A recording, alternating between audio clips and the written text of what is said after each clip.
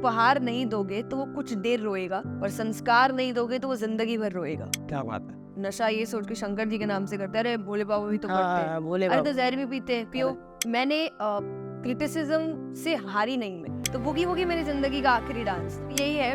मुझ तक थोड़ा पहुंचना मुश्किल है, मुझे कभी कोई हरा नहीं सकता। एक ऐसी शक्ति है जिसका काम ही यही है कि हारना नहीं चाहिए।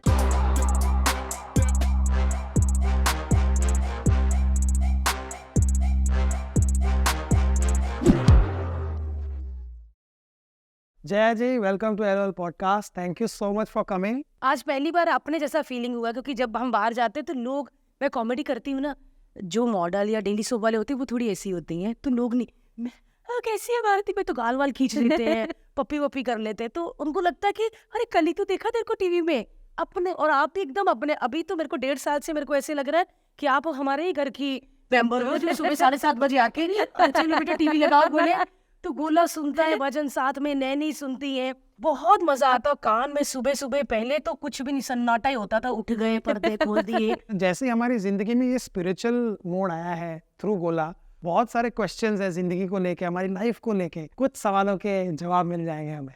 एंड थैंक यू, आप लोग ने मुझे बुलाया। तो जैसा आपने कहा, हम आप लोग को देखते आ रहे हैं जी जी as a couple, as a comedian, सब कुछ। और गोले की अगर बात करें तो आई थिंक आप काफ़ी फेमस है, पर अब गोले के बाद गोला ज़्यादा फेमस हो गया है।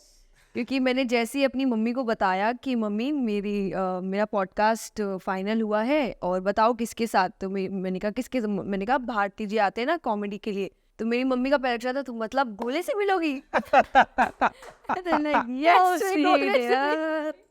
मतलब गोला बहुत तो famous इतना है। खुश है हम लोग, इतने खुश थे कि हम इस पॉडकास्ट के लिए आ रहे हैं। सो थैंक यू, आपने मुझे बुलाया, एंड आई होप कि जो भी क्वेश्चंस है उसका मैं अच्छे से आंसर कर पाऊँ। तो जया जी, सबसे पहला हमारा जो सवाल है वो अपब्रिंगिंग के बारे में क्या बताया गया कि एक बच्चे को पाला कैसे जाए। तो पहला तो जैसा कि स्पिरिचुअलिटी में हमेशा कहती हूँ बहुत यंग एज प्रोसेस है ये। हम अभी बाहर भी बात कर रहे थे कि हम चाहे 4 धाम यात्रा है या भक्ति है, जो भी है, बहुत ओल्ड एज पे डालते हैं।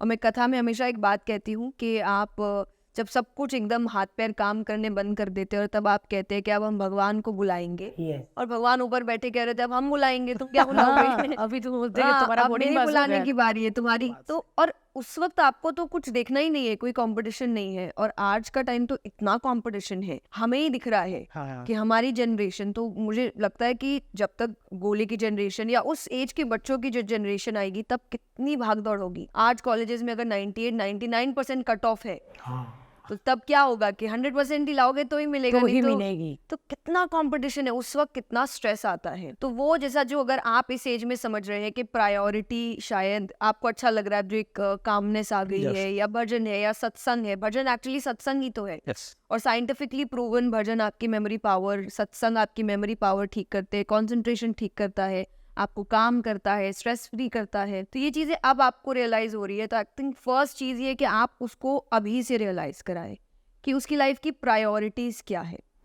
मैं हमेशा कहती हूँ कि हर पेरेंट्स अपने बच्चे को पूछते हैं फर्स्ट कौन आया, मार्क्स कितने आए, कौन फेल हुआ, तुम्हारे कम क्यों आए। पर कोई भी स्कूल से आने के बाद बच्चे से ये नहीं पूछता किसकी मदद की, किसको हंसाया। ये तो उसको ऐसा लगता है कि फर्स्ट आना, पैसा कमाना, आगे रहना, यही इम्पोर्टेंट है। अच्छा बनना, हेल्प करना, सही रास्ते पर चलना, ये इतना इम्पोर्टेंट है नहीं। तो स्कूल लाइफ में तो वो चलो चीटिंग वीटिंग करके आगे निकल जाएगा, पर लाइफ में चीटिंग का मतलब तो गलत रास्ता ही हो गया ना। बिल्कुल क्योंकि उसको तो यही सिखाया गया कि बेटा आगे रहना, फर्स्ट आना। तो उसके दिमाग में यही है, कंपटीशन मेंटालिटी जो है बहुत वो ही ज्यादा होती है। और मैं हमेशा कहती हूँ कि आपको लग रहा है बच्चा छोटा है और वो समझ नहीं रहा, वो इस एज में सबसे ज्यादा समझता है, उसकी मेमोरी में बातें ठहरती है। और मैं इसलिए कहती हूँ कि शायद आपको आपके 10-12 के सिलेबस याद नहीं होगा, इतना ABCD याद होगी, आपको आपके पोएम्स याद होगी, क्योंकि उस वक्त चिपक जाती है मेमोरी में चीज़ें। बस गलती क्या हो जाती है, उस एज के बच्चे को सही गलत नहीं पता होता, तो उसको जो दिखता है वो ले लेता है। तो हमें लग रहा है कि हम बच्चे के सामने चिल्ला रहे हैं या गालियां भी दे रहे हैं, वो अरे क्या समझ आता है, उसको सब समझ आ रहा है, वो सब सुन रहा है, और वो आगे जाके वही चीज़ दोहराने वाला है। और मैं इसलिए कहती हूँ कि अगर कोई बच्चा बहुत हंसता है तो उसके घर में ऐसा माहौल है, इसीलिए कोई बच्चा बहुत रो रहा है तो वो कंटिन्यूअसली किसी को रोते हुए देख रहा है। और या तो एक और तरीका होता है, जैसे आपने कई घरों में मैंने तो देखा है कि बच्चे जब गलत जिद करते हैं तो कभी कभार रोने लग जाते हैं, तो पेरेंट्स ही दूसरों को कहते हैं अरे मत करो, दे दो वरना वो रोने लग जाएगा। वो सुन रहा है, उसको समझ आ रहा है रोने से मेरा Mechanism काम बना होता लिया है। इसने। और कई बार इसलिए बच्चे रोते हैं, आंसू नहीं आते पर रो रहे हैं, क्योंकि उनको उस वक्त काम गोला। कराना है अपना।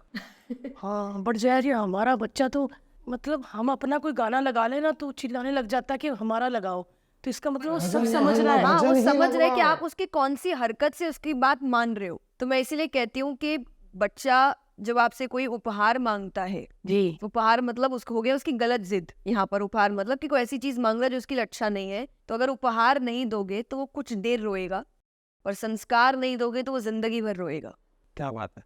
कि मतलब आपके जाने के बाद भी वो फिर ज्यादा खराब है ना। आप अपने सामने उसको गिरने दो, उसको ठीक होने दो या रोने भी दो, पर क्योंकि आप खड़े तो है पीछे, जब चले जाओगे तब उसको कोई उठाने वाला नहीं है। और दुनिया तो ऐसी है कि गिरे हुए को और गिरा दे वो तो बिल्कुल ही ना उठाए। तो आप अपनी आंखों के सामने उसको ठीक कर दो, कि इतना काबिल बना दो कि वो चाहे संस्कारों में काबिल है, पैसे में है, इमोशंस में है, स्पिरिचुअलिटी में है, कि आपको जाने से पहले इतना तो विश्वास हो जाए कि ये मेरे बिना भी अपनी जिंदगी निकाल लेगा, इतना काबिल तो है मेरा बच्चा।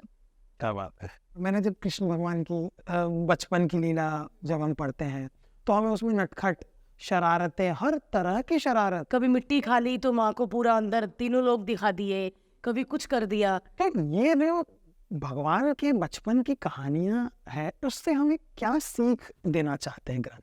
देखिए, एक तो ग्रंथ हमेशा सीख ही देते हैं, कॉपी करने नहीं। गीता जी में कृष्ण ने साफ साफ कहा है कि जो भी आपको स्क्रिप्चर सिखाते हैं उसकी नकल नहीं करनी है, उसे सीख लेनी है। क्योंकि हम, जैसा अभी आपने कहा मिट्टी खाई तो तीनों लोग दिखा दिए, अब ऐसा कि बच्चा मिट्टी खा ले पर उसके मुंह से तीनों लोग थोड़ी दिख जाएगा। सही बात है। तो मतलब नकल तो आप नहीं कर सकते, वो भगवान है। शंकर जी के लिए मैं हमेशा कहती हूँ कि जो लोग नशा ये सोच के शंकर जी के नाम से करते हैं, अरे भोले बाबा भी तो करते हैं, हाँ बोले अरे बाबा। तो जहर भी पीते हैं, पियो, करेक्ट। हाँ जहर भी तो पीते हैं। तो आप भगवान का नाम लेकर नकल जब करते हो तो वो तो एकदम मना है स्क्रिप्चर्स में, क्योंकि हमारी शक्ति उतनी है नहीं, तो उससे सीख लेने को कही गई है। तो कृष्ण जी के जीवन से मैं हमेशा कहती हूँ सीख है कि उन्होंने जो जिया वो 100% जिया। बच्चे रहे तो ऐसे बच्चे रहे कि आज आप ये कुमार विश्वास जी को आप जानते जी, होंगे, तो उनका एक टॉपिक है, मैं हमेशा कहती हूँ कि उन्होंने बहुत सुंदर तरीके से समझाया कि श्री कृष्ण कैसे है, कि बचपन जिया तो ऐसा जिया कि आज हर नटखट बच्चा अपने माँ बाप के लिए कन्हैया ही है, कि रे मैं तो घर का कन्हैया है। क्योंकि उनका बचपन ही इतना अच्छा था कि सबको अपने बच्चे के अंदर वही बचपन दिखता है। प्यार किया तो ऐसा किया कि हर कोई आज राधा कृष्ण के प्रेम की एग्जाम्पल देते हैं। युद्ध के बारे में बात आए तो महाभारत का युद्ध का ही नाम आता है। पॉलिटिक्स, राजनीति की बात है, कृष्ण सी राजनीति तो कोई नहीं कर सकता कि 100 कौरव 5 पांडव, 5 को जिता दिया, 100 को हरा दिया। और ज्ञान ऐसा कि गीता जी से ऊपर ज्ञान कोई आजमाना नहीं चाहता। तो जो किया उसमें 100% दिया, फिर दूसरी चीजों से डिस्ट्रैक्ट नहीं हुए। वो बचपन के बाद जब व्रत छोड़ा तो छोड़ दिया, फिर ऐसा नहीं कि बीच में लटके हुए कि यहाँ भी है या वहां भी है, नहीं, वो छोड़ दिया तो फिर छूट गया। भले ही मन के अंदर फीलिंग्स है जो भी, लेकिन अपने आगे वाले काम में उस पर हावी नहीं होने दिया, उस चीज में परफेक्ट रहे। तो इसीलिए कहते हैं ना कि शास्त्र आपके एज बना के रखे कि इतने से इतने में बचपना, इतने से इतने में डिसिप्लिन, इतने से इतने में विद्या, उसके बाद गृहस्थ या वैराग्य, कि कुछ टाइम होते हैं उसका आपका दिमाग उस वक्त उसी चीज के लिए सबसे अच्छा चलता है। पढ़ाई करो तो सिर्फ अपने काम में, पढ़ाई में फोकस करो, वरना बीच के रह जाते हो, ना इधर के ना उधर के। तो इसीलिए बचपना तो बच्चे को अच्छे से जीने दीजिए। मैं कहती हूँ मस्ती करना गलत नहीं होता, जब गलत चीज की मस्ती हो वो नहीं करने दो। बाकी मस्ती तो यही उम्र है, बड़े होने के बाद हम कहाँ कर रहे हैं, काम में पड़ गए हैं। कुछ लोग आज भी कर रहे हैं मस्ती। ये बहुत शरारती है। गोले में जितनी शरारतें आई है ना वो भारती से आई, क्योंकि भारती को मैंने देखा है कि वो 24 घंटे शरारत कर सकती है। पर आई थिंक ये एग्जाम्पल है ना कि अपने अंदर के बच्चे को हमेशा जिंदा हमेशा रखो। मैं कसम से, मैंने बहुत कॉमेडियंस के साथ काम किया है। बहुत लोग बोलते हैं ना भारती आप बहुत अच्छी कॉमेडी, ये कॉमेडियन नहीं है, ये एक मस्तीखोर लड़की है जो जिंदगी भर मस्तीखोर रहती है और उसको पैसे मिलते हैं। सच में मुझे कभी कभी लगता है जब मुझे सच में ज्यादा पैसे मिलते हैं ना जया जी, तो मुझे लगता है मैं बड़ी ब्लेस्ड हूँ, क्योंकि सबके शौक होते हैं। मेरा शौक है कि मैं कुछ बोलूं और ये हंसे, 5 मिनट के लिए दुख भूल जाए। तो आपके आने से पहले मैं इनके साथ हंस रही, व्लॉग बना रही, मस्ती कर रही थी, और जब उस चीज का पैसा मिलता है तो मेरे को ऐसा होता है कि मैं ब्लेस्ड हूँ, मुझे जो चीज पसंद है मैं वो कर रही हूँ और मुझे उसका पैसा मिल रहा है। क्योंकि लोग अपनी पसंद की चीज नहीं कर पाते। पसंद की चीज नहीं कर पाते। आपको माँ बाप कहेंगे कि डॉक्टर ही बनना है, लेकिन उसको पेंटर बनना है ना। बट मेरे को तो जो बनना था मैं बन गई, और उसी चीज का पैसा मिल रहा है और लोग खुश हो रहे। तो मुझे लगता है कि कहीं ना कहीं मैं जब लोगों को हंसाती हूँ तो कहीं ना कहीं दुआएं लगती हैं, बिल्कुल। जिसकी वजह से मैं इतनी ब्लेस्ड हूँ कि मुझे मेरे ही पसंद के काम का पैसा मिल रहा है ना। अग्रीड। क्यों औरतें इतना कम स्पिरिचुअल लीडर्स में नजर आती हैं? एक तो ये भी है कि आपको आगे आने नहीं दिया जाता, टू बी वेरी ऑनेस्ट। और उस वक्त आपको या हर लड़की को मैं हमेशा कहती हूँ कि जो उसकी फैमिली है उसका सपोर्ट बहुत चाहिए होता है। बहुत। क्योंकि लड़कियों के लिए मोस्टली शादी ही है कि उनको पढ़ाया भी अगर ज़्यादा नहीं जा रहा है तो कि अरे पराई घर चली जाएगी, या ज़्यादा करियर के लिए नहीं, अरे पराई घर चली जाएगी, अरे शादी कर लेगी, शादी की चीज़। पर मेरे घर में ऐसा कभी नहीं हुआ। मुझे आज भी लोग कहते हैं जब कि एक बहुत ही हॉट टॉपिक है मेरी ज़िंदगी का, शादी कब कर रहे हैं, शादी कब कर रहे हैं। और मैं हमेशा कहती हूँ कि सिर्फ बाहर वाले ये बात करते हैं, मेरे घर में इसकी बात भी नहीं उठती।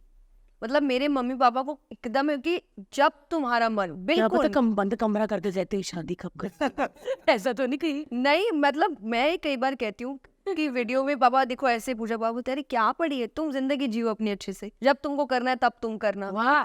तो मुझे ऐसा लगता है जब भी कोई कहता है ना कि मेरी बेटी, मैं हमेशा लोगों से कहती हूँ, वो कहते हैं कि मेरी बेटी आपकी जैसी बने। मैंने बोली तभी बन सकती है जब माँ बाप मेरे जैसे होंगे। आपको माँ बाप मेरे जैसे बनने पड़ेंगे, ऐसी फ्रीडम देनी पड़ेगी। और आज आई थिंक स्पिरिचुअल लाइन तो थोड़ा सा भी वो लोग डर जाते हैं कि थोड़े से स्पिरिचुअल होने की पहला काम शादी कराओ, वरना वैराग्य ना ले ले, अरे ये जंगल ना चली जाए, आश्रम ना, ये बहुत डर है। पर मेरे पेरेंट्स को कभी इस चीज़ का नहीं था, उन्होंने मुझे हमेशा सपोर्ट किया। और क्लास 12 तक की पढ़ाई में तो मैं कहूँगी कि मैंने तो बहुत बाहरी रूप की पढ़ाई की थी। एक्चुअली स्क्रिप्चर्स मेरे पेरेंट्स पढ़ते थे और मुझे बेस्ट पार्ट्स निकाल के देते थे, क्योंकि मेरी पढ़ाई भी चल रही थी स्कूल की पूरी, और मैंने रेगुलर स्कूल किया है मैंने, तो मेरी पूरी क्लासेस होती थी, बोर्ड्स होता था, सब कुछ।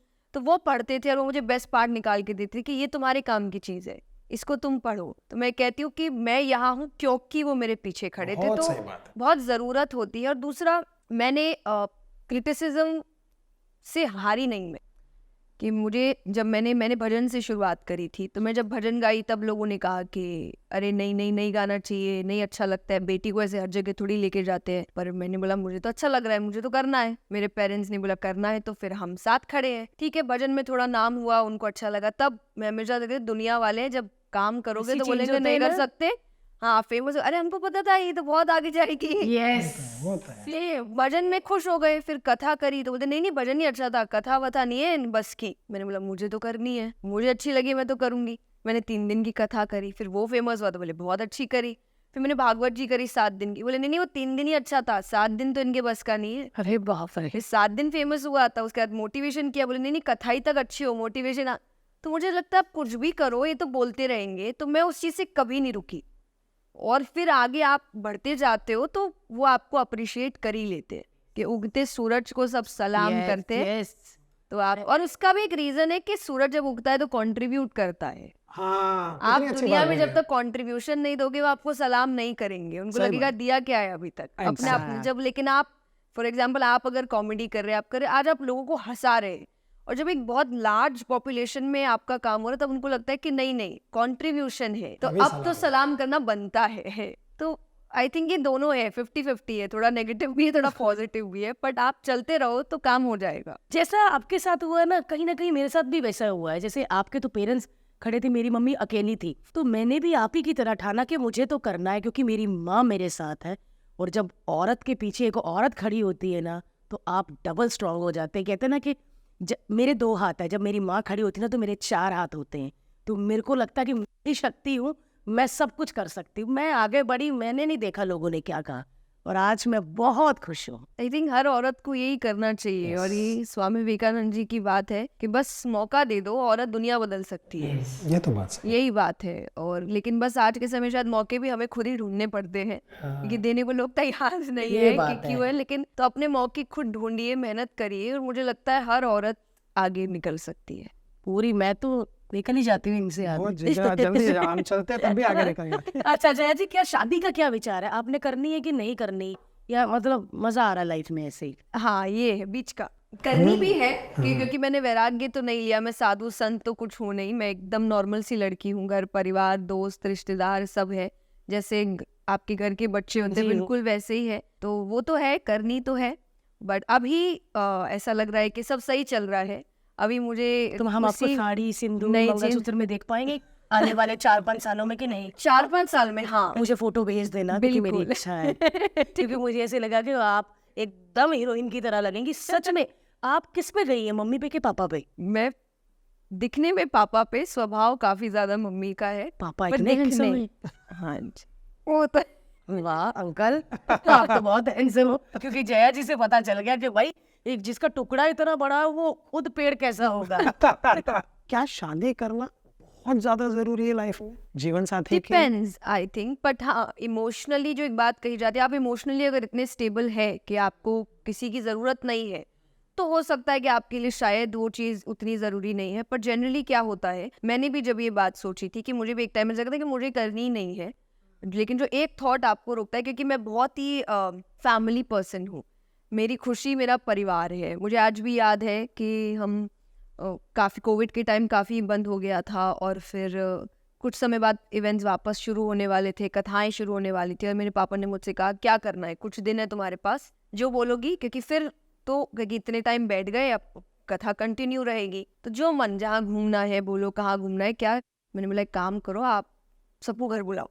तो हमारे परिवार रिश्तेदार, मैंने बोला घर पे रहते हैं सब, हम अच्छे महाराज जी को बैठाते हैं, खाना बनवाते हैं, और हमने वही किया। तो मुझे, मेरी खुशी परिवार है कि आप मुझे परिवार के साथ बिठा दो। मैं अपने पेरेंट्स को अपने साथ कथा में, मेरे साथ ही वो जाते हैं, तो मैं हमेशा कहती हूँ मुझे घर की याद नहीं आती, क्योंकि मेरा घर मेरे साथ चलता है हर जगह। तो पर आपको फिर समझ आता है कि अभी तो आपको शायद रियलाइज नहीं हो रहा, लेकिन एक टाइम आएगा जब ये नहीं होंगे, और तब आपको लगेगा कि आप बिल्कुल अकेले। और ये मैंने रणवीर के शो पर भी बोला था, जब उन्होंने मुझसे शादी और फैमिली के क्यों करते हैं, कि कहीं ना कहीं एक थॉट है कि वो परिवार जाए इससे पहले आपका परिवार दूसरा तैयार हो, तो आपको उसकी कमी महसूस ना हो। तो आपका पति हो या पत्नी हो या बच्चा हो, तो आपका परिवार तैयार हो जाता है, तो आपको एक परिवार की आदत हो गई, तो आपको उसकी कमी नहीं। तो मुझे ऐसा लगता है ये भी एक मैकेनिज्म है जो सोसाइटी या भगवान ने जो भी बनाया है, कि इससे पहले मैं इसके लिए तुम्हें तैयार कर देता हूँ। तो शायद वो मुझे एक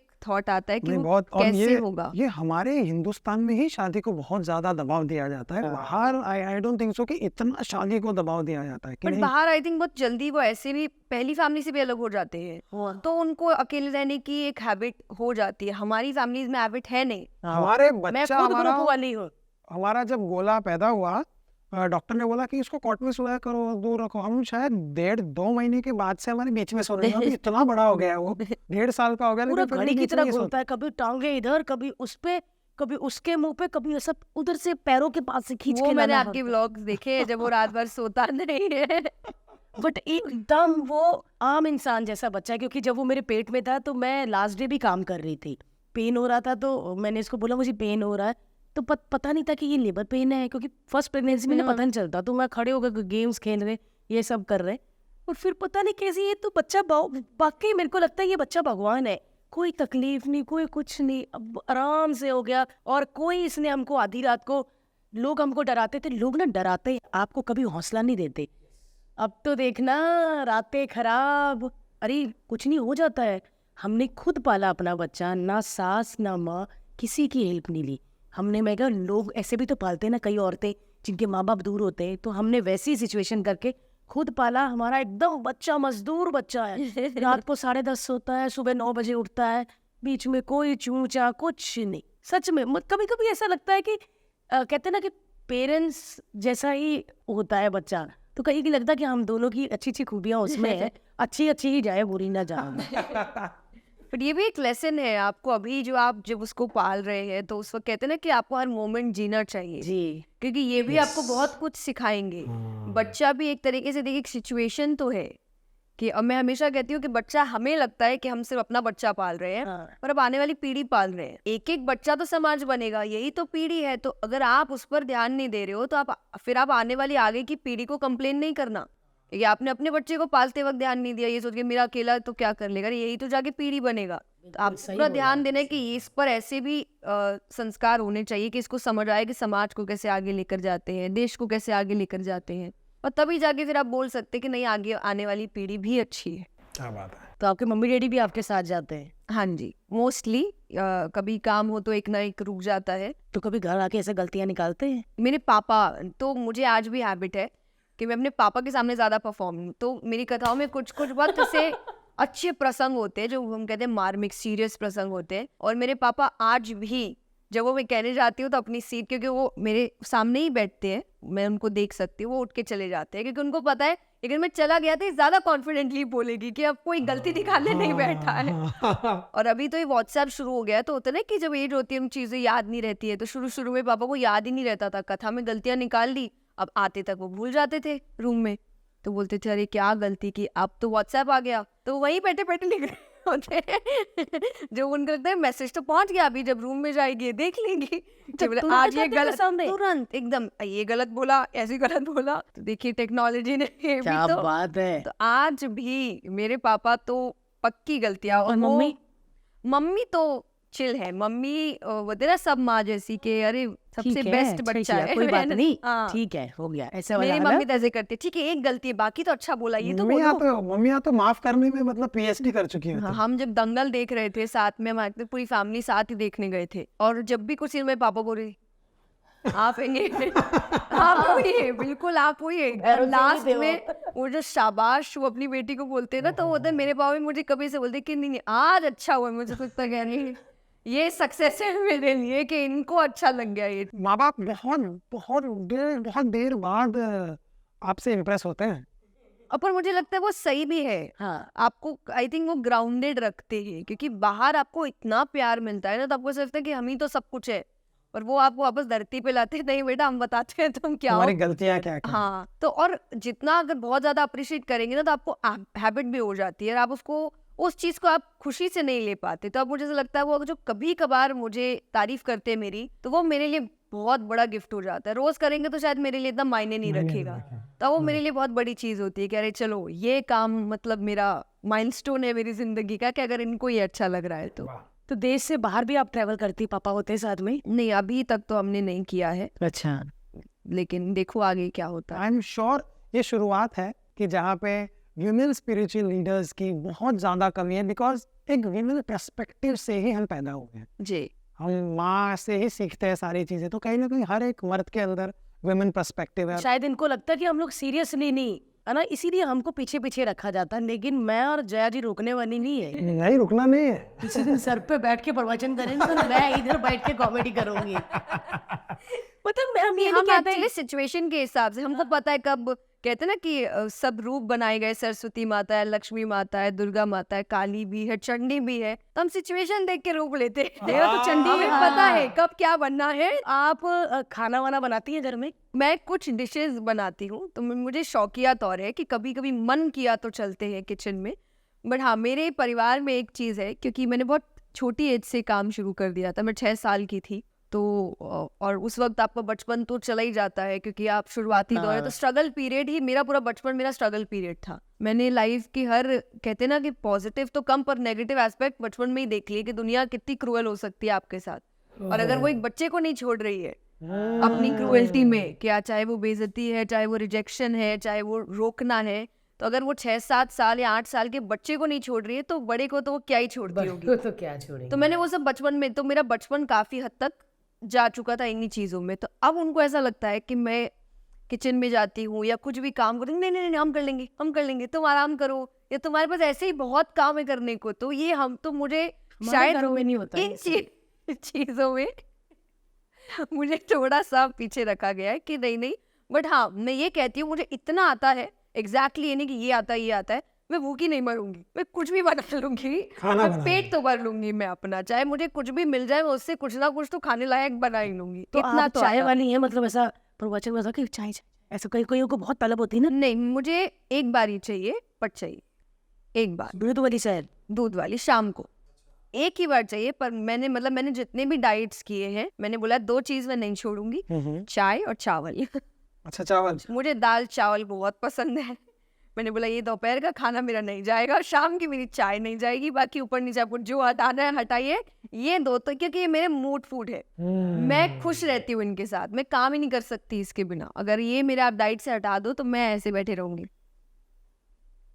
सही कहा, मूड फूड होता है हर ऐसे इंसान। भी नहीं खाए जाते सैलेड, हाँ पत्ते पुत्ते क्यों मेरे वैसे नहीं खाए जाते यार। मेरे को आप बोलो कि दाल चावल आलू की सब्जी आप इतनी मत थोड़ी कम खा लो, मैं वो कम कर लूंगी, मेरे से छुड़वाओ मत। लेकिन यार मैं खाने पीने की बहुत शौकीन हूँ। आप हैं पानी पूरी चाट ये वो, तो कभी ऐसे खा रहे हो तो पीछे अरे जया जी आप वैसा हो। अरे बहुत, तो अब आप तो कभी इतना रास्ते में बिल्कुल बिल्कुल, तो ये तो बहुत होता है, तो इसलिए अब हम लोग कोशिश करते हैं घर में ही खाए। पर फिर भी तो मुझे याद है कि कुछ टाइम पहले ही तो मैं एक मॉल गई थी और वहां पर उसके सामने मैं पुचका खा रही हूँ, हमारे यहाँ पुचका बोलते हैं, हाँ। तो मैं पुचका खा रही हूँ और बस पुचका आप किशोरी जी है ना, आप कैसे पुचका खा सकती हैं? आप तो प्रवचन करती हैं और आपने इसमें चने भी डलवाए हुए हैं और आप उसको क्या ही थोड़ा पानी भरो और है ना, मतलब तो ये तो बड़ा इशू होता था, तो मैं उस वक्त कहती हूँ पुचका खाने के बाद बताती हूँ मैं कौन हूँ। तो ये और कई जगह ना वो आपको पहचानते नहीं था। आई थिंक कल मुझे कुछ सामान खरीदना था, तो मैं मॉल गई थी और मैं वहाँ पे चीज़ें देख रही हूँ, तो मुझे एक लेडी ने आके बोला इधर आइए, तो मैंने बोला बोली जया किशोर को जानती हैं आप? तो मैंने बोला नहीं कौन है? तो बोलते आपके चेहरे पे बड़ी झलक आती है उनकी। अब मैंने बोला अगर मैंने बोल दिया कि मैं ही हूँ तब तो मेरा घूमना मुश्किल है यहाँ पे। तो मैंने पूरा शॉपिंग वॉपिंग कर लिया, फिर मैंने बोला पर मुझे अच्छा नहीं लगता कि उनको ऐसा, मैंने जब सब काम कर लिया मैंने बोला अब आप इधर आइए। मैं ही हूँ। मैंने बोला आप जया किसकी बात कर रही थी आप? तो बोले जया किशोरी। मैंने बोला वो मैं ही हूँ। तो ये सब होता है, बट कुछ मुझे ऐसा लगता है कि अगर आप जो भी देख रहे हैं, कोई भी अगर थोड़े फेमस लोग होते हैं तो पर हम भी थोड़ी नॉर्मल लाइफ जीना चाहते हैं, सच में बिल्कुल। तो आप पूछ लीजिए कि हम कौन हैं और आप पूछ लिए, उसके बाद आई थिंक आप चले जाइए। हमें चैन से वो पुचका खाने दीजिए, क्योंकि फिर होता है ना अब आप जब तक पुचका खा रहे हो आपको ही देखेंगे। हाँ, कि ये कैसे खाती फुली है, एंजॉय नहीं कि करते। शायद ऐसे भर के प्रभु का नाम ले और ऐसे करे। हाँ, तो ऐसे मतलब आप खाए। कैसे खा रहे हैं, हाँ। आप कैसे खड़े रहे, तो वो शायद वो बहुत कॉन्शियस कर देता है हम लोग को, हाँ, शायद क्योंकि हम उस तब वजह हम से अपने होते हैं, भारती और जया होती है कि देख रही होती है उसने चने कितने डाले क्या, क्योंकि हमारा ध्यान जब कभी डोसा या कुछ बन रहा होता है तो देखने में बड़ा मजा आता है ना, जो हमारा ये मेरा वाला है हाँ भैया। जी। और तो फिर हम साथ साथ में कहते नहीं जी हाँ, वो ज्यादा ज्यादा। हाँ। तो आपको पुचका सबसे ज्यादा अच्छा लगता है? ये मुझे स्ट्रीट फूड काफी अच्छा है, तो हमारे यहाँ झालमुड़ी बनती है, पुचका आप बहुत कलकत्ता से होता है। हाँ जी, तो झालमुड़ी बनती है, पुचका बनता है। कौन सी मुड़ी झालमुड़ी क्या होता है? यार आइए कलकत्ता में आपको खिला भारतीय कलकत्ता का जो स्ट्रीट फूड है ना, बड़ा अच्छा। वो दुनिया में फेमस है। जाल मुड़ी। भेल होती है। भेल मुड़ी भी झालमुड़ी दोनों दो तरीके मुड़ी से ही बनती है, मुड़ी अलग ही अलग। है। हाँ मुड़ी ही है, अलग अलग तरीके की, एक झालमुड़ी होती है एक भेल मुड़ी होती है। उसमें सरसों का तेल भी हाँ डालता जी, है। एकदम। अच्छा, और क्या कर देता है बीच में? नहीं मैं आपको बात तो जब आप बहुत आएंगे कमाल तब होती है। खिलाऊंगी सारे हरे अच्छी, हरे- एकदम मसाला अच्छे से, आलू का कोई मसाला भी डालते हैं। स्वाली होती है, उसको पूरा अच्छे से क्रश करके और अच्छे से मिला के फिर आपको खिलाया जाता है। यार बड़ी तीखी होती, बड़ा मजा आता होगा। कैलकाटा तो मैं जाती हूँ शो पर मुझे झाल मुड़ी का नहीं पता था। वो कलकत्ता में भारतीय आप मैंने मुझसे सुना नहीं हो। मिले ना अभी तक, इसीलिए आप अब अगली बार आप मुझे बताइए। मैं मुझे आपको लगता था आप बॉम्बे best में रहते हो। street- नहीं, और मुझे पर लगा आप बॉम्बे का राजस्थान में मुझे- रहते हो, कसम से मुझे आप देखिए राजस्थान हम में ये लगा। एक्चुअली अब इस शो में हमने शायद थोड़ा रिवील कर दिया, पर मैं ये हम जानबूझ के करते हैं कि हम अलग अलग जगह बोलते हैं ताकि कोई समझे ही ना कि हम रहते हैं। ये कमेंट में करिए आपकी जया जी रहती कहाँ है, हम भी रिवील नहीं करेंगे। जैसे हम इतना बचपन बच्चे की बात कर रहे हैं, जया जी आपका एक बचपन का वीडियो देखा था हमने, जिसमें आपने बोला था कि मैं सिद्धिविनायक जाकर गणपति जी को गूगली वूगली विश करना चाहती हूँ। तो वो ऐड बड़ा चला था ना। यस, पर हम पॉन्स का लोग वो को- ऐड। हाँ, तो मेरी तो आज भी आदत है भगवान को कि हम ऐसे रहते तो हम उनको देखते, तो आज भी हम जब मंदिर में होते ना कि भगवान ने कभी मुकुट टेढ़ा मेढ़ा कर दिया तो हम भगवान से ही बात करें, क्या मजाक चल रहा है, बड़ी शैतानी हो रही है, आज मुकुट टिका ही नहीं रहे हो। तो हमारी आदत है भगवान को ऐसे लाड करने की, प्यार करने की, तो वो बचपन से रह गई। तो गणेश जी आपको थोड़े से ऐसे गब्बू गब्बू से लगते हैं ना। हाँ, और उस वक्त वो ऐड बड़ा चला था गूगली वूगली वुश, तो मुझे ऐसा बोला क्या, तो और बॉम्बे तब मैं नई नई आई थी, मेरा तब पहला टाइम बॉम्बे का था जब मैं बुगी, बहुत पुरानी बात है वो, तब मैं थोड़ा सा मुझे डांस का बहुत शौक है, और अभी भी अगर कोई मेरी कथा देखता है तो मैं तो व्यासपीठ से ही नाचती हूँ, तो मुझे बड़ा शौक, तो मैं कथक करती थी। ओ, तो ट्रेंड। हाँ 3 साल मैंने कथक सीखा था। तो जब मैं वहां गई थी तो मेरे लिए एक वो था, अट्रैक्शन था कि मुझे गणेश जी के पास जाना है। और फिर वो भी क्वेश्चंस ना वो पूरे वीडियो में नहीं आते, वही पूछते क्या करना है, क्योंकि बच्चे के लिए क्या है, तो मैंने बोला क्या करना है, तो मैंने बोला उगली उगली वर्ष करना है।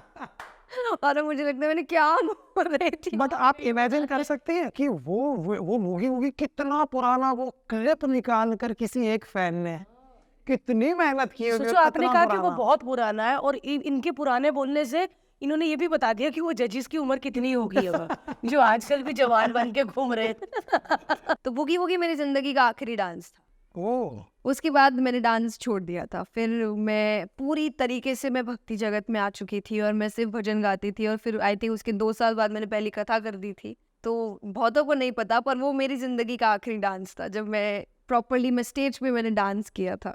ओह कभी कभी ऐसा होता है कि कोई, जैसे ना आप जब किसी को चाहते हो ना तो बोल देता है, कभी कभी कोई ऐसा होता है लड़का आके कर हाँ बहुत सुंदर है, हम आपसे प्यार करते, कभी किसी ने कहा ऐसे? नहीं, तो यही है, मुझ तक थोड़ा पहुंचना मुश्किल है। पापा भी होते हैं ना। हाँ जी। हाँ बेटा, मेरे को बोल तू सारा बात।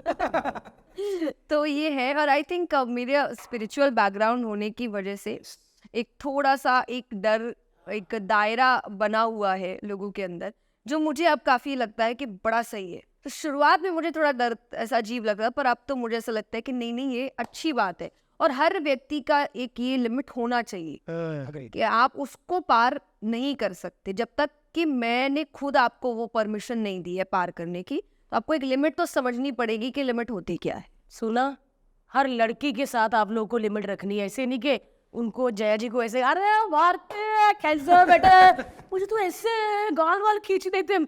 हाँ, ये तो बड़ा अजीब। हाँ, उनको सच में नहीं, क्योंकि इनका काम है जिन्होंने दायरे में रखा हुआ है। आपका काम ही ऐसा है कि लोगों को लगता है अरे ये तो मेरी भारती है, ये तो अरे ये तो अरे तो मेरी दूर से भी हो सकती है। नहीं सुनते लोग। और मतलब और मर्द लड़के तो बहुत कम आते हैं, लेकिन जो औरतें भारती पर हाँ, ये तो ओह, मम्मियाँ चाचियाँ, मतलब फ्लाइट में एयर होस्टेस हम ऐसे देखने लग जाती है, क्योंकि हम आगे बैठते पीछे लोग आते हैं तो वो परेशान होती है, सर प्लीज बाद में चले जाइए, बाद में मिलवाएंगे मैम, वो कह रहे हैं। तो वो हमको ऐसे देखने लग जाती है, 2-3 बार पानी भी नहीं देती। हम दे रहे हैं क्योंकि लोग बहुत तंग करते हैं उनको। लेकिन हाँ, पहले पहले अच्छा लगता था, अब थोड़ा आपने सही बोला कि लोग ना लिमिट भूल जाते।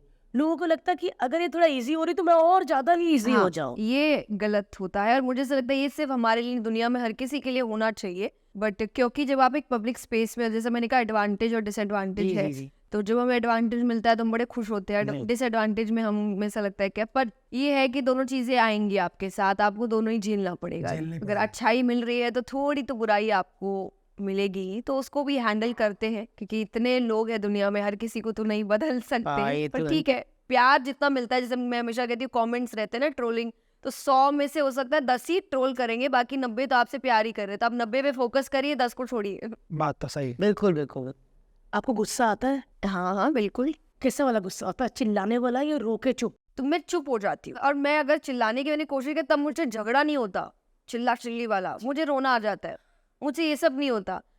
तो मैं चुप हो जाती हूँ, मैं एकदम शांत। जो मेरे आसपास वालों को बड़ा ही अजीब लगता है कि ये गलत बात है, भाई झगड़ा खत्म करो ना। तो बात तो करो। बट मुझे, जैसे मेरा ये मंत्रा है लाइफ, जब आप गुस्से में होते हो ना, आप ऐसी चीजें बोलते हो जो शायद आप मीन नहीं करते, और जो शायद आपको बाद में फील कराता है कि बड़ी गलत बात बोल दी मैंने, सुनने में बहुत गंदी लग सकती है, बहुत रूड है। सही कहा। तो मुझे ये चाहिए नहीं सामने वाले से, तो मैं अपने ऊपर पहले लागू करती हूँ कि मैं तुमको ऐसा कभी कुछ नहीं बोलूंगी, तो फिर मैं एक्सपेक्ट करूंगी कि ये तुम भी समझना। तो जब आप गुस्से में होते हो, इसलिए मैं शांत हो जाती हूँ कि मुझे पता अभी अगर मैंने लड़ाई कर ली तो मतलब मैं तो ऐसी बातें बोलने वाली हूँ कि मतलब तुम्हें धरती के अंदर जाना पड़ेगा कि क्या हो रहा है।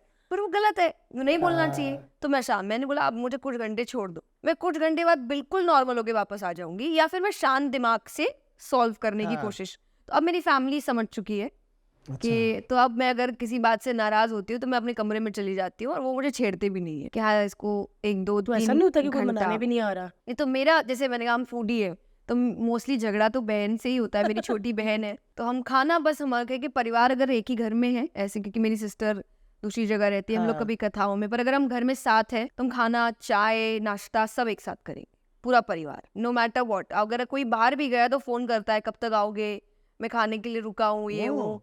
तो मतलब हमारी आदत है घर पे हो तो साथ में खाना खाओ ना।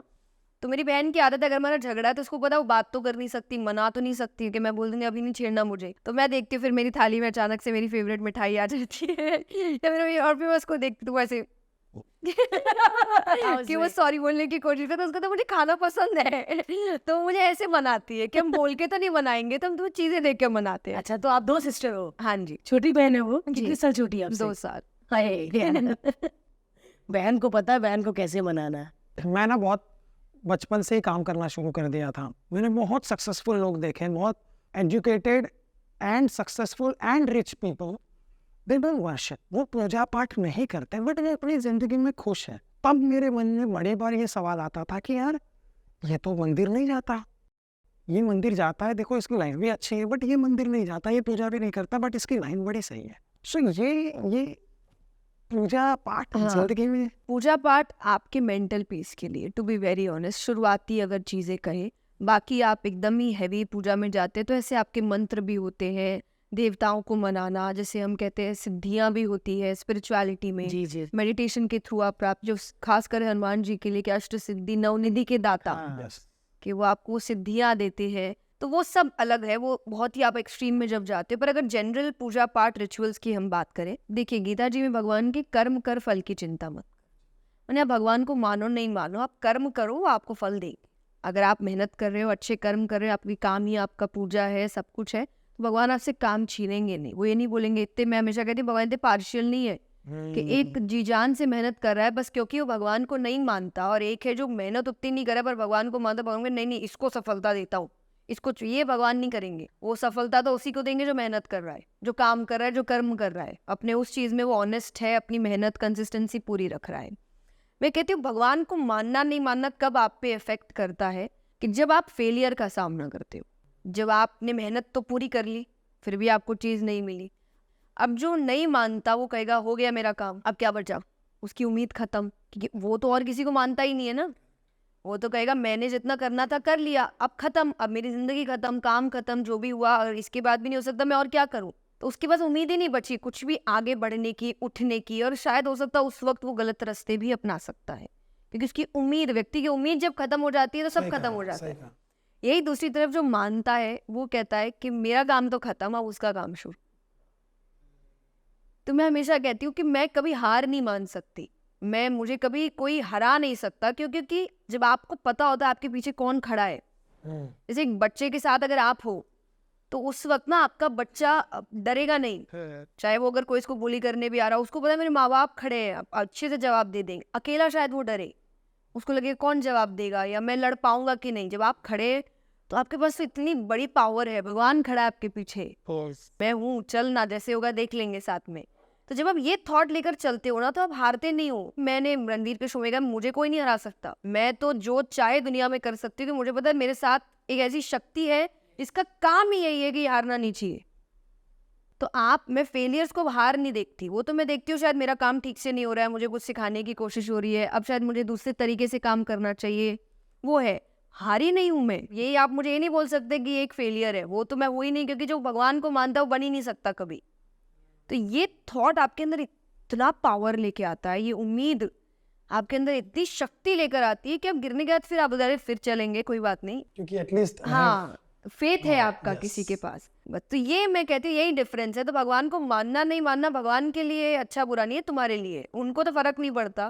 मैं हमेशा कहती हूँ वहाँ इलेक्शन नहीं होते, बहुत संतुष्टि उसको वाला कुर्सी सवाल। वो भगवान ही रहेंगे, आप मानो नहीं मानो वो ही भगवान है। ये हमारा अच्छा बुरा है, हम आगे जाके अगर हार माने या कुछ भी करें, हम मेंटली कितने पीसफुल रहते हैं, वो रिचुअल्स आपको बहुत हेल्प करते हैं। और ये प्रूवन फैक्ट है कि जो एथीस्ट थे जब वो वापस भगवान को मानने लगे, रिचुअल्स में आए, उनकी लाइफ में जो ड्रास्टिक चेंज आया है मेंटली, बाहरी चेंज नहीं होता भगवान की भक्ति, ये पक्की बात है कि आप बाहर से सिर्फ चेंज ले आओगे और आप कहोगे। गीता जी में अर्जुन को जब ज्ञान दिया गया था तो गीता के ज्ञान के बाद भी वो लड़ाई कर रहा था, उसके बाद भी वो राजा बना था, उसके बाद भी उसने लग्जरी नहीं छोड़ी थी अपनी, उसका चेंज इंटरनली आया था जो आया। तो आपको लग सकता है कि भगवान ने तो एक बार भी, जो लोग ये सोचे भक्ति मतलब सब छोड़ देना, पैसा नहीं कमाना, सिंपल लाइफ जीना, अर्जुन ने तो नहीं जी, जिसको दुनिया का सबसे बड़ा आध्यात्मिक ज्ञान दिया गया। सही कहा। और भगवान ने तो एक बार भी उससे नहीं कहा युद्ध मत लड़, राज्य छोड़ दे,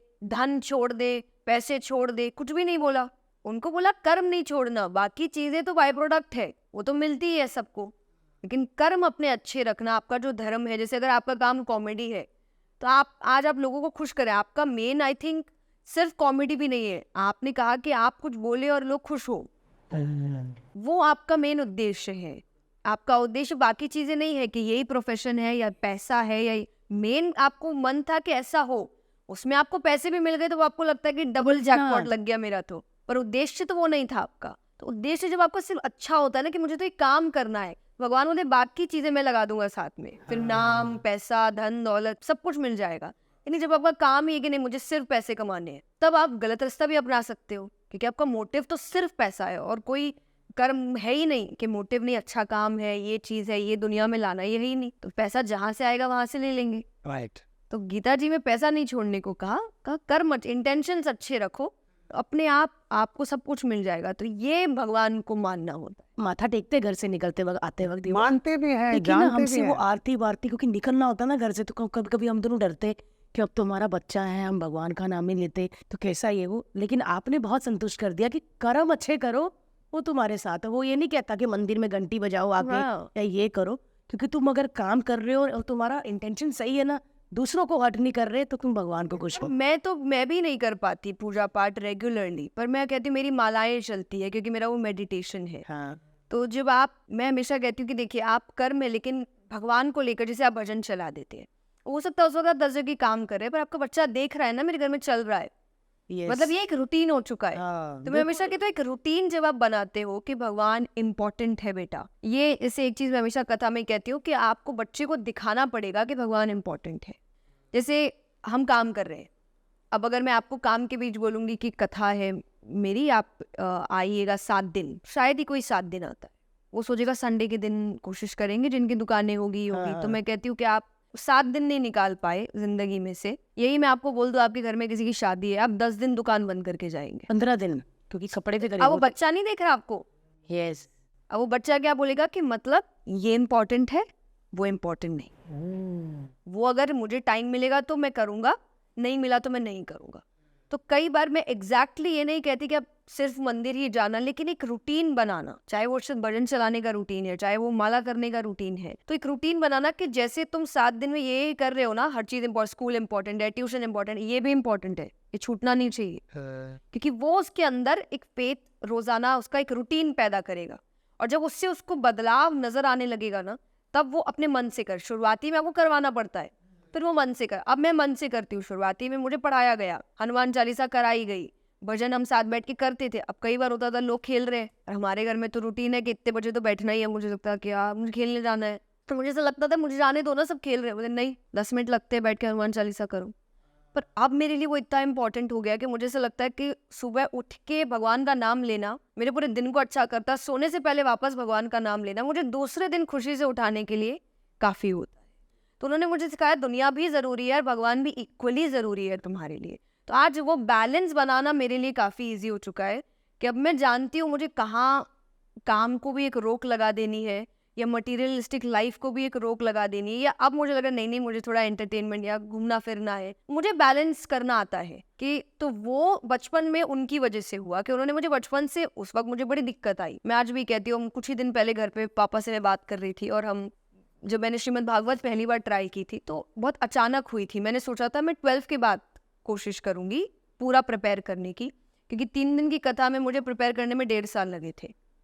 तो मुझे लगा 7 दिन बहुत बड़ी चीज है, और प्लस ये तो एक स्क्रिप्चर है आपका, पूरा एक महापुराण है श्रीमद् भागवत। तो मैंने बोला ये तो पापा 12 के बाद करेंगे, बोर्ड्स खत्म करते हैं। और पता नहीं जैसे भगवान को ही कराना था, तो हम जिस मंदिर में बहुत पूछते हैं, तो पापा वहीं गए हुए थे, और जिन्होंने कथा कराई थी उन्होंने वहीं मानो कुछ शगुन कर दिया कि आपको कसम है आपको अक्टूबर में ही करनी पड़ेगी। अब एक तो ऐसा लगता है ना, एक तो मंदिर जहाँ हम बचपन से आ रहे हैं ये कुछ बोल रहा है, मतलब तो शायद, तो पापा आ गए, बोला बेटा अक्टूबर में करनी पड़ेगी।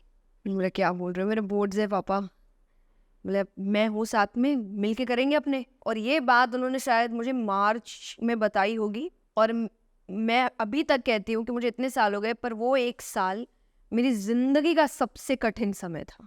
बोर्ड भी है। हाँ, मैंने इतनी मेहनत लाइफ में कभी नहीं की जितनी मैंने उस 1 साल में करी थी, और मेंटली तो मुझे अभी रात को जगने की आदत है? मुझे रात क्यों, क्योंकि उस वक्त मेरे पास सिर्फ रात का समय होता था भागवत जी पढ़ने का। पूरा दिन मेरे स्कूल, मेरे प्रोजेक्ट्स, मेरे ट्यूशन, क्योंकि अब तो कॉमर्स स्टूडेंट थी मैं, अकाउंट्स है, इकोनॉमिक्स है, इसकी पढ़ाइयाँ ही चल रही है जो कुछ भी पल्ले नहीं पड़ता था, और पर कॉमर्स ले लिया था तो करना पड़ रहा था। और रात को 10 साढ़े 10 बजे आप खत्म करते थे, फिर आप कहते थे अब लाइए भागवत जी। अब मैं तो वो मैं कम से कम 2-2:30 बजे तक करती थी, फिर मैं सोती थी और सुबह 6:30 बजे फिर आप स्कूल के लिए उठ रहे हैं। तो वो समय, लेकिन अब ऐसा दिमाग हो गया, अब मेरा दिमाग ही रात को चलता है कि अगर मुझे कुछ अच्छा लिखना है, मुझे कुछ अच्छा बनाना है, तो वो दिमाग ही मेरा उस वक्त चलता है। पर जो भी, तो मैं हमेशा कहती हूँ, लेकिन वो समय ने आज मैं हूँ जो मुझे बना दिया। जैद, ये भागवत पुराण जो आप पढ़ती है 7 दिन के 3 दिन के, उसके बारे में थोड़ा सा बताएंगे? Because to be very frank, देखे बहुत है बट कभी जाके सुना नहीं, कभी गौर नहीं किया, और बहुत आई एम श्योर बहुत लोगों को नहीं पता होगा। और आई एम श्योर अगर आज हमें पता लग जाता है तो डेफिनेटली जहाँ भी होगा हम 7 दिन 3 दिन निकाल के सच में यार, हमें जया जी हाँ। बुला लो, गोला लेके आ सकते हैं। बिल्कुल। श्रीमद् भागवत के लिए यही है कि जैसे वेद, उपनिषद है, पुराण है, सब वेद व्यास जी ने जब बनाए थे तो सब में ज्ञान को बहुत महत्व दिया था। तो जब कहते हैं कि हर ज्ञानी पुरुष चिंतन के लिए रोज बैठता है कि मुझे और नया क्या करना चाहिए और क्या अच्छा हो सकता है, तो वो भी एक दिन बैठते हैं और उनको ऐसा लगता है कि इतना कुछ लिखने के बाद भी पता नहीं मन शांत नहीं है, ऐसा लग रहा है कुछ तो बाकी रह गया है। और इतना लिखने के बाद भी कलयुग के जो जीव होंगे, जो समय अभी चल रहा है, इनका कुछ होना जाना नहीं है। तो जब उनको ये महसूस हुआ कि उनका कुछ कल्याण नहीं होगा, तो वो रोने लग गए कि क्या हो रहा है मुझसे, फिर मैं कुछ लिख क्यों नहीं पा रहा हूँ। तो तब भगवान ने नारद जी को भेजा था कि पूछ के आओ क्या हुआ, ऐसे रो क्यों रहे हैं। तो उन्होंने बताया, तो वो बोले, नारद जी बोले ये ऐसा है क्योंकि आपने ज्ञान को महत्व दिया, और ज्ञान तो कलयुग में कोई नहीं सुनेगा क्योंकि सब ज्ञानी है। हाँ।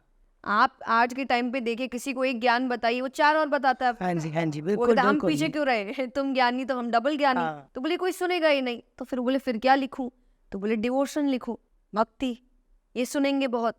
तो बोले डिवोशन में क्या लिखूं। तो बोले भगवान के कितने अवतार है, 24 अवतार है। बोले 24 के 24 लिखो, क्या क्या हुआ, सिर्फ लीलाएं बताओ। तो एक्चुअली मोटिव है, लीला क्यों बताई जाती है कि आपको किसी से प्यार कब होता है, जब आप उसका स्वभाव समझते हैं।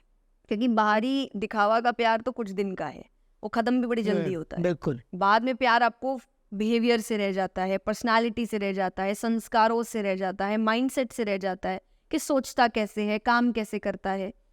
तो भगवान से प्यार कब होगा, भगवान को जानेंगे क्या किया, कैसे किया, क्यों किया, किस सोच के साथ किया। तो ये पूरा श्रीमद् भागवत लिखा ही इसलिए कि आपको भगवान से प्यार कराया जाए। तो 24 अवतार है, तो इसमें आपका रामायण भी इसी में है, महाभारत भी इसी में, भगवान के सारे अवतार है। जितने विष्णु भगवान ने अवतार लिए वो सब एक साथ है, सारी लीलाएं बताई गई है। और इसलिए 7 दिन की कथा चलती है जिसमें 24 अवतार के बारे में हम आपको बताते हैं। और एक कथा कितने घंटे की होती है? एक पूरी कथा 7 दिन की होती है, एक दिन में 3-3.5 घंटे की कथा होती आप बोलते हैं है। हाँ जी, और लोग सुनते हैं। जी, कभी कभी आप ऐसे बोल रहे हो, दूर देखिए 2-3 आंटियां सो रही है, ऐसा होता है? टच वुड, कभी नहीं। मुझे आना है आपकी कथा में, सच में मुझे आना है।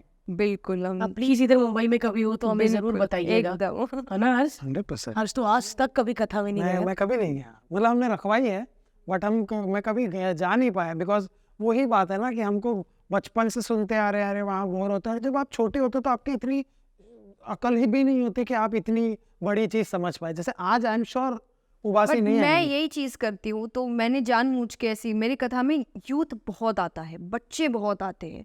तो मैंने ये क्यों किया था, जब मैं कथा सुनने जाती थी तो मुझे भी चीज़ें समझ नहीं आती थी। तो जब मैंने कथा प्रिपेयर की थी तो मैंने एक ही बात बोली थी कि मेरी कथा इतनी सिंपल होनी चाहिए कि 6 साल से लेकर 60 साल तक सबको समझ आए, कोई भी ये ना बोले ये बोल क्या रही है। तो वहाँ बच्चे भी आते हैं, बच्चे भी समझ रहे हैं, बच्चे भी सुन रहे हैं। तो मैं कहती हूँ आप लाइए बच्चों को अपने, और उनको, अरे उनको पूरी बात नहीं समझ आएगी, कुछ तो समझ आएगा, कुछ नहीं भी समझाए, इंटरेस्ट तो जागेगा कि मुझे समझना है चल क्या रहा है, मम्मी इतना क्यों हंस रही है या पापा इतने क्यों सैड हो रहे हैं। कि कई बार आप इमोशनल हो जाते हैं, ऐसी ऐसी कथाएं होती है। तो मुझे लगता है कि वो इंटरेस्ट तो जगा दो बच्चे में। आप शुरुआत करोगे तभी तो होगा। मैं हमेशा एक बात कहती हूँ कि हम सोचते हैं बच्चा समझदार हो जाए तब समझाएंगे, समझदार के बाद तो आपको समझदार नहीं समझता। सच में। वो बोलेगा अब इनको समझ नहीं है, मेरी दुनिया अलग, इनकी दुनिया अलग है, क्या मुझे समझा रहे हैं। रिलेटेबल नहीं रहते। हाँ जी, पर बच्चे तो आपको ही सब कुछ समझते हैं। कि आज अगर आप देखेंगे गोला जब बड़ा होगा, हमारे तो बचपन यही था, आज की जनरेशन हम सोचते थोड़ा तो वो चीज़ें आए, पर हमारा जो कहते हैं ना कि अपनी बात को सच साबित करने का एक लास्ट बोलते हैं, क्या क्या कहते हैं उसको, रामबाण या जो भी शब्द है, कि लास्ट जो होता था कहता मम्मी कसम। हाँ हाँ हाँ हाँ, हाँ कसम यार, ऐसे नहीं कहा यार, हाँ कसम। हाँ, हमारी ये जो क्या है। है हाँ कि मतलब ये कोई झूठ नहीं कर सकता। ये हमें इतना था कि ये कैसे झूठ हो सकता है, तो इंसान मान लेता था। बच्चे सबसे ज्यादा, या बच्चों का बात करते देखो तो पूछेंगे तुझे किसने बोला, बोले मम्मी ने बोला। सामने वाला क्वेश्चन ही नहीं करेगा फिर कि मम्मी पापा मतलब तो अब ये झूठ नहीं बोल सकता। अब ये झूठ नहीं बोल सकता। लेकिन जैसे ही आप बड़े होते हैं ना, तब तो अगर आप बोले मम्मी पापा ने बुलाया, उनको क्या पता है, अरे उनको क्या पता, वो तो खुद उधर गिर गए, ऐसा हो जाता है ना। तो उस वक्त संस्कार दो जब वो आपको ही हीरो समझता है। बहुत यही सही। सब सच जानते हैं। टाइम मिस ना हो जाए। हाँ जी, वो अब फील होता है कभी कभी कि जब मैंने अपने माँ बाप को कुछ ये बोल दिया, तभी पेरेंट्स बोलते हैं ना, माँ बनोगी तब पता आएगा, बाप बनोगे तब पता चलेगा। वो सच में। पता Exactly. चलता है और आप एग्जैक्टली वही बनते जो आपकी मम्मी थी। लेकिन फिर भी 90% आप अपने ही माँ बाप बनते हैं कि जैसे वो थे आप वैसे ही निकलोगे, आप वैसे ही काम करोगे। तो मैं अभी से कहती हूँ कि मुझे ऐसा लगता है कि मैं इतनी मम्मी जैसी होती जा रही हूँ। और जो मेरी मम्मी अभी है, मेरे पापा बोलते हैं कि वो तो इस एज में हो कि भैया तुम अभी तुम तो अभी शुरू भी नहीं है, तुम अभी से ऐसी होती जा रही। हाँ, मुझे नहीं समझ आ रहा कि आज जिस लेवल में मेरी मम्मी भक्ति करती है, पापा कहते हैं ये अभी से इतनी पागल हो जा रही है, उतनी मालाएं कर रही है जो माँ कर रही है। अरे अभी तो जिंदगी शादी वादी सब करनी है इसको, पर आप वो ही बनते हो। तो मुझे ऐसा लगता है कि पेरेंट्स ही निकलते हो आप अपने। तो कई बार आपके साथ ऐसा हुआ कि आप किसी के साथ बात कर रहे हो और रिलेटेबल नहीं रह पाए? होता है मेरे साथ काफ़ी, क्योंकि जैसा मैंने कहा, मैंने स्ट्रगल बहुत पहले देख लिया, तो वो मैच्योरिटी बहुत पहले आ गई मुझ में, जो अब मेरी एज के लोग अगर अब स्ट्रगल कर रहे हैं। जी। क्योंकि होता है ना कि आप कॉलेज से निकलने के बाद या डिग्री लेने के बाद जॉब कर रहे हो आप, तो आपका स्ट्रगल तब शुरू होता है। मैंने वो बहुत पहले कर लिया, तो मैं ये भी एक एडवांटेज है कि मुझे ऐसा लगता है मैंने बचपन खो दिया, बट जो स्ट्रगल मैंने पहले किया, अब मैं एक स्टेबल लाइफ में हूँ। अब मैं अपने हिसाब से काम कर सकती हूँ, काम छोड़ सकती हूँ, हॉलीडे ले सकती हूँ, काफ़ी चीज़ें कर सकती हूँ। दूसरों के लिए मुझे ऐसा लगता है वो नहीं कर सकती कि अब वो स्ट्रगल कर रहे हैं। तो आपका स्ट्रगल का अपना अपना पीरियड होता है, मेरा तब था। तो वो रिलेटेबिलिटी हो सकता है मेरी अब आती है, क्योंकि मैंने बहुत कुछ सीख लिया जो अब वो सीख रहे हैं, तो वो आपका हो सकता है। लेकिन तब शायद मेरा जो थोड़े बड़े बुजुर्ग हैं उनसे बहुत मैच करता है।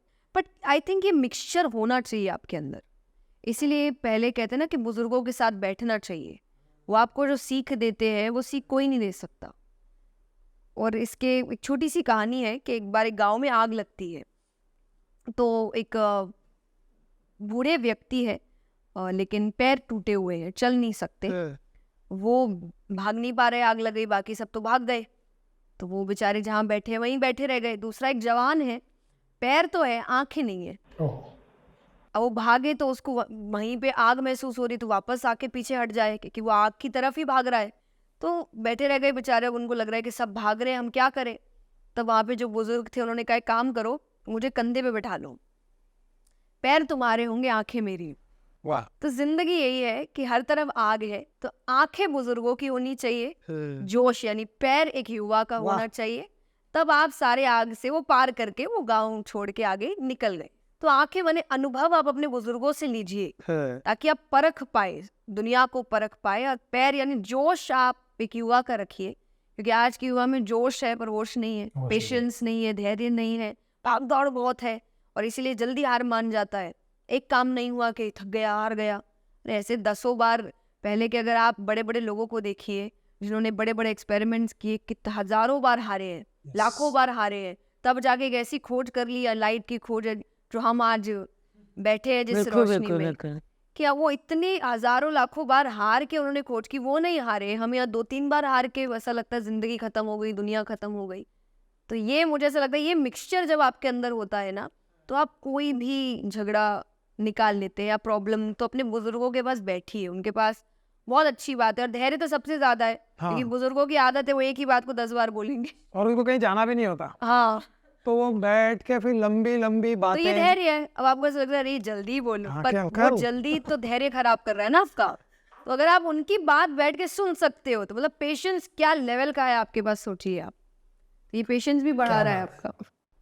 यदि बुजुर्गों को सुनना, जैसा कि आपने कहा, बताया हमें, हम सब आपको सुनते हैं, आप किसी को सुनती हैं ऐसे?